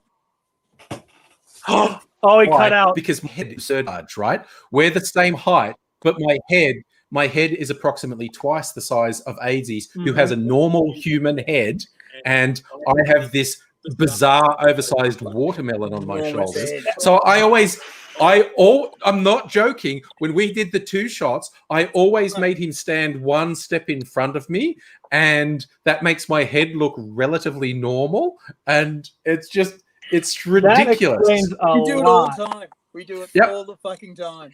It explains a lot because I've always been like, why do they all? It doesn't look like they're standing next to each other, but they're acting like they're standing next to each other.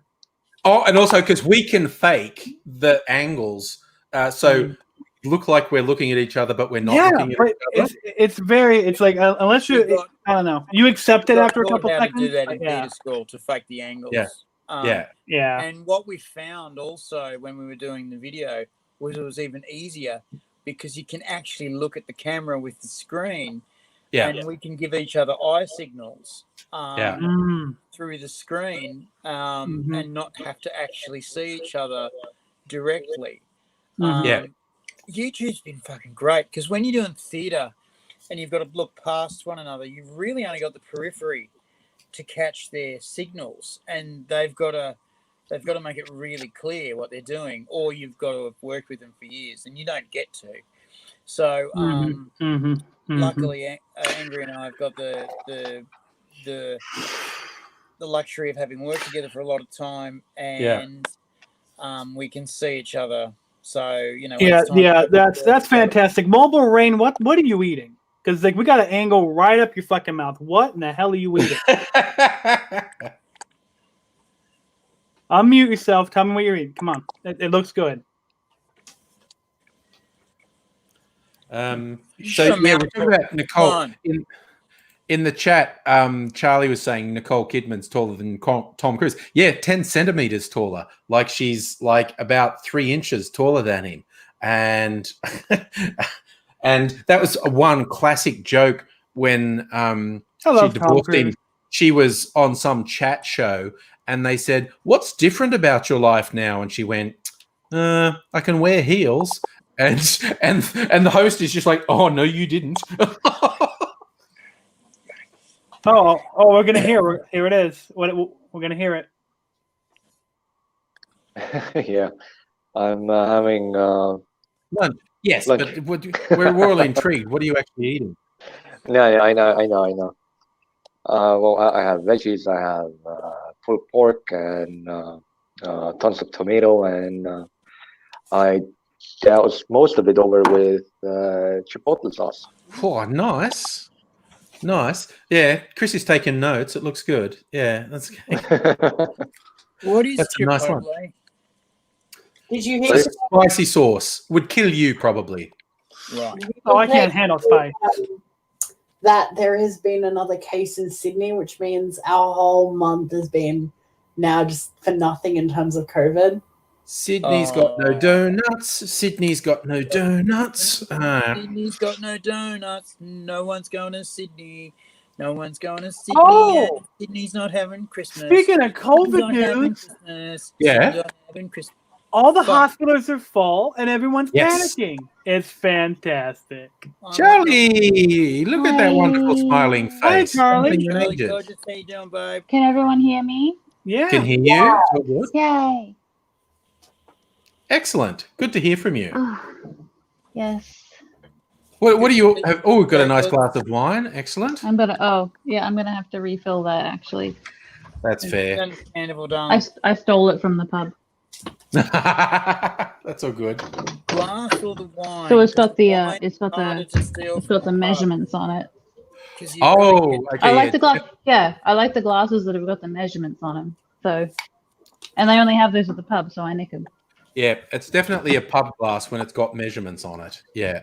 I I have to admit, know a young lady who goes into the pub I've got It's fuck all big wine glasses. left, so I'm gonna have to switch to the Bloody Marys after this. and the wine has measurements on them, and she goes to the bar people. Excuse me, guys, I need 2 of those and 2 of those, if you would. And they give them to her, and she puts them in a bag and says, "Thanks." And now I'll have shots of this and shots of that. And they go, "Are you going to give the shots back?" Yeah. I just want the glasses. And she's fitted out a whole dinner service, just going to 2 or 3 different pubs, going, "I'll have 2 glasses and take them with me." And she's got this kind of presence and voice where you just go, just give it to her. It'd be much easier just to give her the fucking glasses than to argue the point. Yeah, so I've oh, got to go to Canberra to meet my folks. But boss of the house has said he's not going to Canberra because he doesn't want to cross the border, because if anything blows up, there's a job in the offing he doesn't want to fuck up. Fair enough. Yeah. But that I is said- fair. My folks have got to see my head in real 3D or they're going to get the shits. Yeah. So I'm going to Canberra in the next couple of weeks. Okay. Now, because Sydney's got no donuts, looking at you, Carl. Oh, dear. Yeah, Oh, unfortunately, Kirsten. unfortunately, there is no way, because I eat less donuts, but also, like, you're in Melbourne, aren't you? Yes. Oh, we've got double donuts for fucking a month, 33 days now. Yeah. 33 days. Ugh. Good on you guys. It Good looks on like our masks are coming off next week. Oh, outside they're off now. You just meant to wear them Outside they're off indoors now. but it looks like the inside. I was going to say, That's I'm a shame. I like wearing my mask. going to bid you all adieu for the night. All right. See you Bye, later, then, Kyle. Kyle. Good night. Bye. You look Poor great, mate. Kirsten is in Sydney, wanted to go home to WA for Christmas. That would suck because WA's been super tight with the border. It'd Yeah. suck if they clamped it down again. So I'm hoping Sydney seems to have the structure in place to smack it down with a hammer real quick. Like there's going to be a couple cases, maybe even up to over the next week or so. There might be a dozen or 2 cases, but they'll get it under control. They'll get it under But, control. yeah. And Sydney got this shit together pretty quickly, and they noticed what Melbourne did wrong. yes, And what Melbourne did wrong was allow the rich Sydney people to bribe their way in and out of places yeah, and take on fucking rent-a-cops who Yeah. weren't trained to Yeah. isolate people. And so Yeah. it just took off. yeah. And we're about to start taking people, overseas travelers, into quarantine again, and all the rules have changed. Like it's been run by corrections, not by private security, and everyone who works there, it's like this is your only job, okay? You're not a contractor. You're being paid a wage. So this is your only job. A real And wage. Yeah. We have all your close contacts ahead of time, and you're going to get tested regularly, symptoms or not. But so the instant any staff contract it, which you more or less take as inevitable, is going to happen. It's just like out go the calls and like, hi, you're a close contact of X. Get the fuck home. Stay there for 2 weeks. Okay. Yeah. It's just, Well, because and that's good. And in Melbourne, the only thing that saved our ass, and it did save our ass, was the Premier came on the TV and said, would you please do this? Because otherwise everyone's going to die. And everyone in Melbourne said, oh, that sucks. We'll do it. And they did. Everyone behaved. yeah. Wow, that sounds nice. Yeah. Yeah, we're dickheads. I mean, you could scroll back and hit dickhead, you know. Oh, yeah. They got arrested very quickly. Yeah. And dickheads in the media, Murdoch media, you'll be surprised to learn, Chris, Murdoch-owned media were complete dickheads. They were basically Aren't they always? fucking guys. Oh, yeah. Oh, who yeah. was trying to fucking keep us safe. Every fucking day they were giving him shit. Yep. Every single fucking day he'd come up and say, guys, I've got more bad news for you and I can't fix it. I'm just doing what the doctors are saying. I'm not a fucking doctor. Yeah. But I do own police. Just saying. Yeah. Just saying. Now he's in the plate. And Yeah. basically he'd say something like stay inside. And they go, Yeah. oh, this dictator's fucking doing this and doing that. And Dictator. then happily, doctors would get on other news and go, well, it is the only way to keep us safe. So we did ask him to do it. And the doctors were pretty They good don't know about it. what They a say, dictator well, is. it's not really his call. I made the call and he went along with it. Because they were on the same press conferences. And they did try in various different media groups to shut down the doctors talking and muddle up what they were saying. But because they wanted to make this leader look bad. So he got elected again, and he was very unpopular in the press for a long time.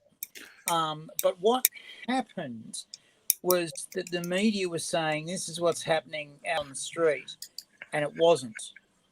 And this is what's happening in the hospitals, and it wasn't. And people who were running around town, running around in their house, could see what was going on, could see the numbers coming down on the internet, and could see the numbers going up everywhere else and going, well, he can't be that fucking bad.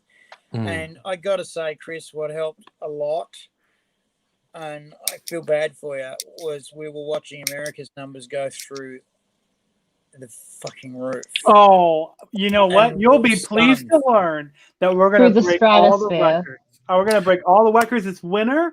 I think I'm hoping we get some looting going, some quarantines. I'm just super excited. Maybe some barricades. Come on, like some zombie shit. Yeah. And that vaccine will roll out and we'll all forget about it. But man, I cannot wait. It's going to be a fun winter. All I want for Christmas is some looting. Yeah. Apparently, the November cases were more than double the October cases, which is that pesky exponential growth that everyone said was going to fucking happen. Oh, after Thanksgiving, it's going to. I mean, you had, what was it, 100 million Americans traveled? It's 100 million infected, baby. So it's like the infections trail the event by about 2 to 3 weeks. So in the next week or so, it's going to be far worse than it is now. And unfortunately, the deaths trail the cases by 3 to 5 weeks. Yeah. So by the end of this month, it's going to look real fucking ugly. Yeah, our governor has said we're locked down now until mid-December.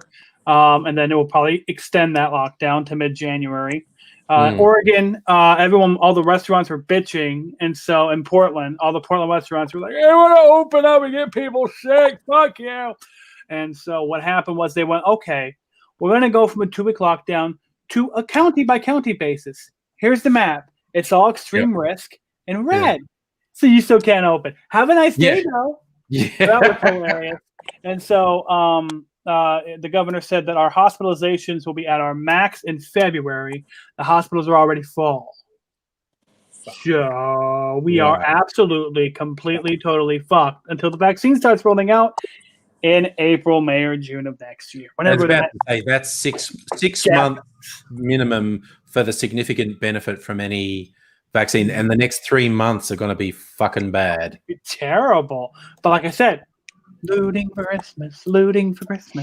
Well, again, not to be totally cruel to you, Chris, but like AZ's been saying, the Murdoch media just lied consistently about Dictator Dan. And he's like, they had these really quite aggressive goals, like, we only want to open stuff up if we've got a rolling 14-day average of less than 5 cases a day. And all the conservatives went, that's impossible. That will never. Now we're over 30 days of no cases, not under 5. And so they've got nothing left apart from, it wasn't necessary. And it's not just the US, it's Europe as well. The Northern Hemisphere is about to be a fucking horror show. And that's the last lie of the conservative politicians and media outlets out the window. It's like, it wasn't necessary. Yeah, it fucking was. Do you see? Because right now we're saving I am lives in here, North. He's in North. Well, we're saving lives I here. am in because North and Northern Europe, I mean. And it is starting to pick up. It's a bit scary in Northern Europe, not as bad as North America, but it's scary, dude. I'm worried. Mhm. Oh, yeah. One of the things that happens here, which is very strange. It's probably not going to be. It's probably not going to be anything like the autumn. Yeah, I know what you mean. Spring, sorry. That's to me the weirdest thing about this shit is after a year we still don't actually know what's going to happen. We're still sort of, I don't know. We got some very interesting news. So some of you will know that the 1918 Spanish flu in America originated from Kansas, not Spain. Yes. We found out literally 2 days ago, all the national media outlets reported that they found COVID-19 in American blood samples on December 19th. Yes. So it may not. So where did it come from? Did it come from China in November? Or was it here before that? Has it been circulating in small amounts throughout the world for a year? We don't know. One of the reports I said it actually could have been circulating in small amounts for a couple of years, and it just hit a critical moment, and then boom.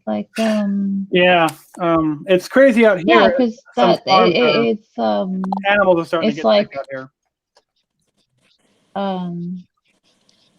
It's like when you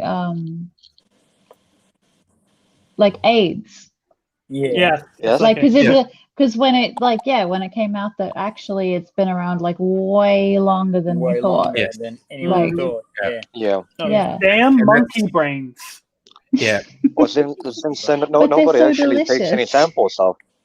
Oh, that's right. Nobody actually takes samples off regular flu cases. When you have the flu, you call your doctor. He starts your medical leave, and that's it. Then you stay at home for week, 2 weeks, dependent, and then you go back to work or go back to school, and etc. Life goes on. Yeah. One of the weird things that happens in Australia is that we have this ultra far right wing economic think tank. They are super right wing. They rival the alt right in their thinking, and they are such the strangest people because they move in and the right wing says, "Oh, we can't shut down the economy for this disease," and these guys have said, "You will shut down the economy for this disease because it will cost more if you don't." Yeah. And when they speak, governments obey. When one of the right-wing governments said, "Oh, this Medicare, this mass healthcare, the universal healthcare that we've got, that's too expensive. We're going to hire it." And said, "You're not. you're going to increase it by 4%, and you're going to leave it alone because it artificially raises our GDP because no one's sick at home and no one's looking after them at home. And no one's in medical debt. Fucking work, paying tax and rolling money around. And these guys basically came in and gave governments the economic clout to fucking shut down whole fucking cities at a time. And, you know, we got shut down for realistically 2-3 months. And businesses were paid by the federal government just enough money to survive. And their staff was paid enough money to not have to go off and get another job. It was a bit fun like for having international students because they were caught in a rock and a hard place because to stay here they had to be students and all the unis and schools shut down. So they were freaking out. They're going, am I going to be sent home? And of course they couldn't go home because the quarantine. Across the border. And there was this one poor bastard in our building. There's 2 actually. One of them took it real hard. And this other guy was freaking out because he says, my job's stopped. I've got no money. And I can't apply for any dole. I can't apply for any citizens' welfare. I'm fucked. And the rental agency said, well, we're going to suspend your rent until you sort yourself out. And then his job turned around. What's that like? Said, we're going to pay you enough money to just eat until we get going again. And then they started doing takeaway. Then they started doing few people at chairs. And then eventually they moved the chairs, you know, a bit closer. And now they're operating again full steam. And now you've got to book a table to go to this cafe in the daytime. Yeah, I remember you saying that it's super popular. This is what you said there about them suspending rent, because what's going to happen in January is 30 to 40 million Americans are going to become instantly homeless. Yeah, that's they the have one no I'm money waiting for as well. The bloody evictions. But we're in the all US. open. And Texas, like Texas right now, they got body bags. Arizona, they got body bags. There's body bags all over the place. They're throwing people out of their homes. There were the cops were throwing people out of buildings on Thanksgiving Eve. I mean, we're heading towards complete economic collapse. There's no way to stop it at that point. Fucking one of the things that was even though there's a lot more vacant homes than there are homeless there's people. 1 billion vacant homes, but we got to knock them down, build incredibly small 4-story studio apartments that you can never afford to rent. Fucking and then wonder why are they homeless? What happened? I don't know. Maybe we can door down all the broken houses. One of the things that became really stark here was the amount of homeless we had here in Melbourne. When the lockdown came, there was a lot of people on the streets who weren't allowed to be on the streets.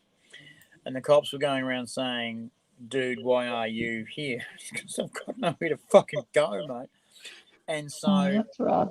What they did was they reactivated a plan which they had quite a couple of years ago to open various different buildings up to the homeless to get them into shelter. Because a couple of winters ago it was starting to look nasty and they were everywhere. Because the previous right-wing government got the idea that the real estate under all this social housing was really fucking excellent to sell and put condos on. So they threw lots of people out. Condos that sit empty probably, because here, all the buildings downtown, they're building all these buildings, and you know what they are? Empty. Yeah.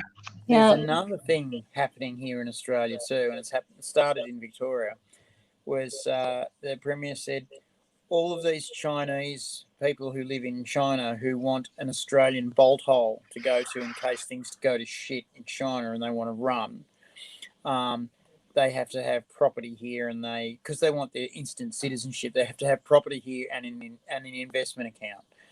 And citizenship somewhere else. That sounds delicious. Australia was quite happy to fucking take their money. Thank you very much. But what they also said to them was, you can rent these properties out. And a lot of them are going, oh, we don't sort of want dirty white guys in our house. We don't want that. And so then the Premier asked, look, we've got a bit of a housing problem. We would like to move people who are pretty middle class into these homes, so we can move our lowest class people off the street. And they were going, we sort of don't want dirty white people in our homes. And the Premier said, okay, I'll tell you what, you don't have to have dirty white people in your homes. You can have a 3% tax per month for not renting your home out. And a lot of the Chinese started to go, you know, those dirty white people are pretty okay, and they pay. And so that's been starting up again.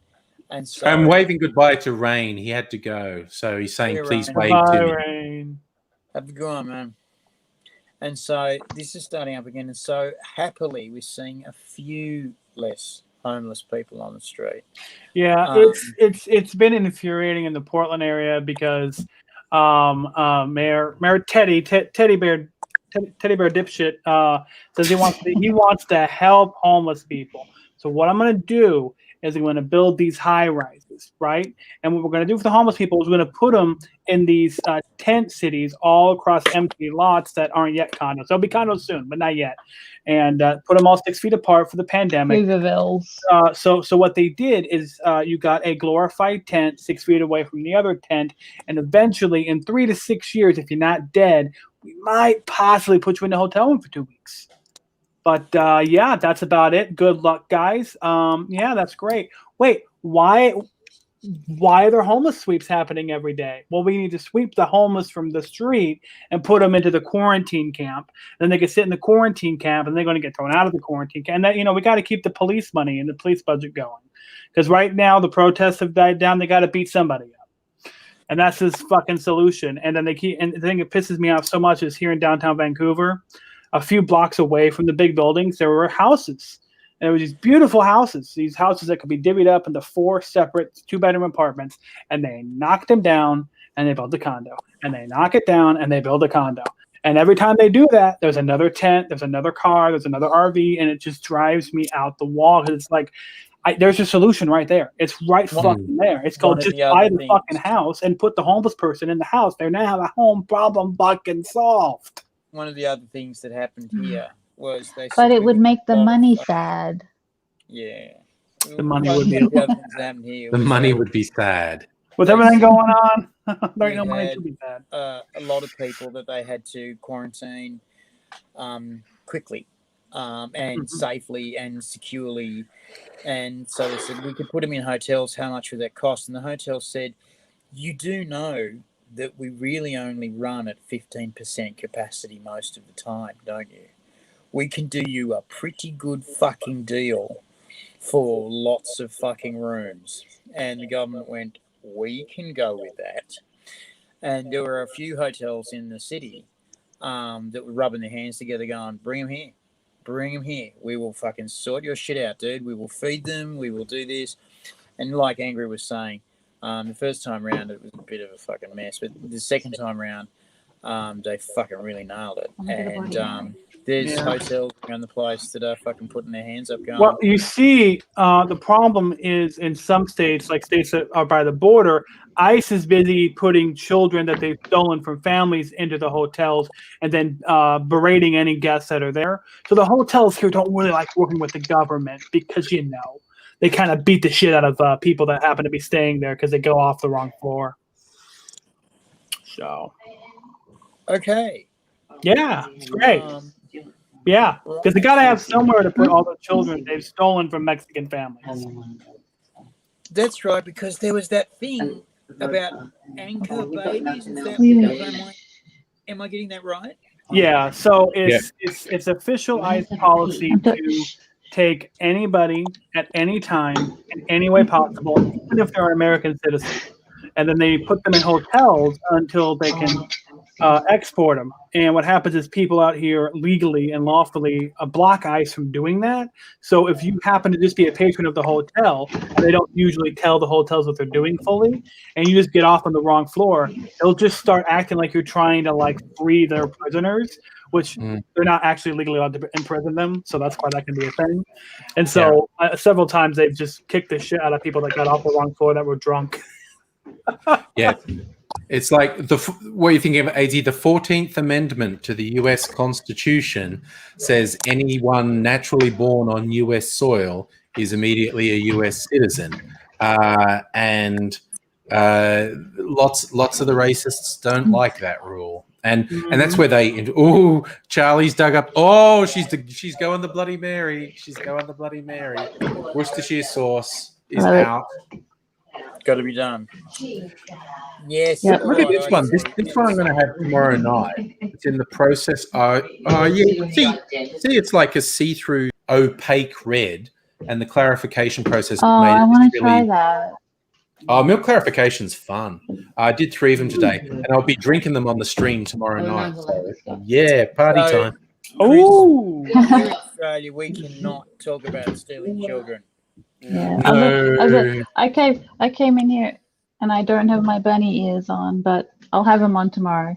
All right, bunny ears for a Friday night party. There we go. With bunny It's like it's my thing. It's my thing. I'm never not It is. in them It on is. the stream, but this is pretty without, but with them on. Yeah, but it's like it's my thing. It's your It's thing. the Charlie Bunny look. Yeah, absolutely. So Chris, we're not allowed to talk about stealing children. Yes. The stolen generations. Falsely Yikes. imprisoning people who don't come from the country. Yeah. So if you're not familiar with that one, Chris, that was part of the attempt to basically destroy Indigenous culture in Australia. I am. I have heard of that. Taking And it's still mixed race kids were particularly targeted. They just say, "Oh, actually, this let's mute person's myself. an unfit parent," and they take the kids, basically saying, "We can educate this kid into being white," and they put the kid in foster home or boarding school, and that happened for decades. It happened to people my age. People my age and younger were stolen from their parents. Yeah, it happens here all the time. Like literally all the time. It's still happening. Yeah. Oh, the intervention that John Howard did a few years ago. I tried to explain to people but no, they say they're trying to help. I said, okay, you imagine you're living in your remote community where you're basically left to rot most of the time by the government. And in living memory, in either it's happened to you or someone in your family, the government has stolen children away from them, like in living memory. And then in one nice quiet day, the actual fucking army rolls up into your town and they step out and say, "We're here to help. Where are your children?" You just go, what? Run away. Yeah. And they're going, why were people so opposed to John Howard's intervention? He was just trying to help. And it's like, yeah, they've seen that sort of help a few fucking times, buddy. That's the same thing as like when the police show up to homeless encampments to help. Sometimes they may actually want to help, but guess what? They've been raped, beaten, shot, and killed by cops constantly, and no one reports on it. So when police show up to homeless encampments, they fucking start scrambling. Yeah. Scrambling. One of the more horrible things about the stolen generations here in Australia was the mixed race kids that were being stolen. And I remember talking to a bloke who should know. He said, "Have you noticed, Daisy, that the worst fights are family fights?" And I went, "Yeah." And he said, the stolen generation happened because the women, wives of farmers, would walk down the main street of town and see the eyes of their husband in a black kid. And she would go, "My farm is going to my white kids. And it's not going to be split up between my white kids and these black kids." And so having a quick chat with their husbands in power, they basically made this rule that none of the black kids would inherit. and everybody fucking knows it. Mm. And the black people That's like knew it. And there's this slogan that that has been going around Australia, which is basically said it's time to pay the rent. Because, and there's another great slogan that's been going around Australia. I'm gonna say that which is the original boat people, and it's got yeah, the first settlers coming from Holland, Willem Janssen and the Dalfken. So effectively, it's a family fight, and the only good thing that's happened recently was that the Australian government acknowledged that it happened. Finally, big moves. Good fucking job for it them. actually was a big move, because what it meant was that it couldn't keep happening without a paper trail. That stopped it. And that was like 8, and that was like 8 years after Midnight Oil, when they played at the Sydney Olympics opening, wearing the suits that say sorry on them. I was going to say that reminds me of like Thomas Jefferson, and like how he raped his slave Sally Hemings, and she had all these kids to him. Yeah, the American, or at least some Americans, they love saying, you know, I'm a direct descendant of the founding fathers, and they have these family reunions, and it was these slave owning rapists. Yeah, it was only recently the white people who had the Thomas Jefferson family reunions would grudgingly accept the black family members who could trace their bloodline back to when it was Sally public Hemings. Knowledge. Sally Hemings, and some of them said, "Oh, it's not true." And it's like, "Hey, how do you know you're a Jefferson? You've done a DNA test. DNA test me, motherfucker." It's like, yep, that's my cousin there. And that's actually been a lot of the way that the stolen generations have been finding their country. Country is very, very, very important to Indigenous Australia, because you don't own country so much as country owns you. And you are responsible for the upkeep of country, and you are responsible for its maintenance and for its fertility. And if you take your responsibility seriously, it will be very fertile and very well maintained, and won't burn down, and won't have fucking terrible droughts, and won't have fucking die off, and won't have all of the wonderful fucking species extinction that we've managed to perform in the last 200 years at a record rate. Fucking, we're talking Cambrian fucking levels of fucking extinction. It's just been spectacular. Congratulations on murdering so much down there. Really top notch. Fucking, you know, and happily the country still has the tradition of trying to murder us back. And that's fair. That's nice. I love the equality. It actually stuns me. I can't. You know, in America, right? When you get lost on the road, you expect to get rescued. In Australia, when you get lost on the road, you expect to... You're going to die. Your phone doesn't run out of battery because you're fucked. Because they're not looking for you. In Australia, when you step out of your home, you're on your own, mate. That's how it works. Middle of downtown, you're on your own. You know, don't let the sun get to you because it will kill you. Don't let the water get to you because it will, you know, the waves get to you because they will kill you. The stuff in the water, it's its home, not your home. So if it wants to eat you, it's allowed. Surfers who've been bitten by sharks don't feel annoyed at sharks because they say, well, we were in his house. People get bitten by spiders. This is why I can't wait to visit New Zealand. I'm not bad. If I get bit, when I get bitten by a spider, I'm not mad. I'm like, I probably deserve that. You know, like, what are you doing? Get out! Just leave the damn continent. It's fine. You know, we have 15 of the top 20 poisonous snakes in the world, those damn Papua New Guineans and fucking cobras, or we would have the top 24. Yeah, I think there's one in South America too. But So you've got Fuck. they're mostly here. But that's the thing is that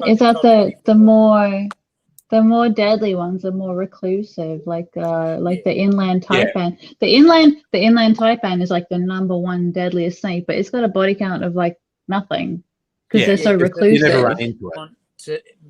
You never see them. Snake wants to bite you, But if you do, you're gonna have a bad time. you're gonna have a great trip, but enjoy the trip because you're going. Yeah, you got to worry about tiger snakes and brown snakes because they're fucking everywhere. I'm more like the And #1. black, so they're pretty fucking. The #1 animal. The #1 animal that I'm most scared of is the irukandji. Oh, those jellyfish! Jesus Christ! Mhm. Oh yeah, I I remember you said that I before. stepped into a rock pool with a blue ring. Because of my- Didn't I? Oh god. And so there's this. Okay, I'm going to step across you and say you're going to have to save the story for tomorrow night because I'm going to It's bed. bedtime. Nighty night. And tomorrow should be interesting because there's going to be some 20-year-olds having a party in the next room, and they'll probably occasionally come Bring in them and on. say, "Make me a drink." Yeah, no, they probably will, knowing them, but they'll probably come in occasionally and demand that I make them a drink or something. Stumble out looking for the booze. I'll be one. So tomorrow night could be interesting. So, and I'm being treated Saturday night. 18-year-olds are going to have a party in the next room, and again, I think they're expecting me to make them some drinks. So, yeah. I didn't know the birthdays were that close together. Oh no! The 20-year-olds not a party. It's just some 20-year-olds. Just 20-year-olds. 18-year-old is for his 18th birthday though. So that's going to be immense. That is going to be. So and yes, Chris, 18 is the legal drinking age here. So although I'm probably going to cheat if I make them drinks, it's probably going to be like mainly fruity and syrupy with a little bit of booze in it. The liqueurs with a low alcohol content. The chocolatey and fruity liqueurs. But we'll see. We'll see what happens. I was like 11 and my dad was giving me Smirnoff Black. Holy shit. Okay. There's a story you need to tell us there. That's a great time, yeah. But shouldn't birthday boy get a bit of a treat, Angry? Oh, yeah. We'll what que sera, sera, as they say. What will be, will be. What? Make him throw up? No. That's not a good thing. Even though I'm not a commercial establishment, RSA will make him a Long Island iced tea. The responsible service of alcohol, but no, mate, a zombie's my favorite. Just like because I've got 6 different rums. No, I think I've actually got 8 different rums there. So if you want to make a serious zombie, you just do 8 different rums in it. And my moonshine might get delivered at some time in the next week. Oh, wow. There's the people who make that macadamia liqueur that I bring out regularly. They've got a one-off limited thing. Their mates from a brewery had all this beer that couldn't be sold because the pubs were closed down and because beer goes off. And they were like, what do we do with it? And their initial idea was making hand sanitizer, but then they apparently just got creative when, nah, let's distill it into a drinkable form. And it's unaged, so they're calling it moonshine. It's flavored and unaged, and they're like, it's kind of like if we were making a whiskey, this would be it before we started to age it. No. So it's an unaged if I was moonshine. in Indiana, I could make a phone call and get you some real good moonshine, but I can't tell you about the real shit. Yeah, but so this stuff should arrive in the next week. So I'm definitely trotting it out. Trouble in Australia, Chris, is we don't have the water to make good so what we have to do is we have to boil commercial quantities of tap water to take the chlorine and the fluorine out of it to make the taste go away. Yeah. And then we put it through waterfalls. Can you not buy those big things of spring water? But this crew are in Byron Bay, so they might have some spring water. So, or if you want to be a purist, get the Tasmanian stuff, like the Lark stuff. They've got the natural springs there. But anyway, so I've dragged on, even though I'm going to bed.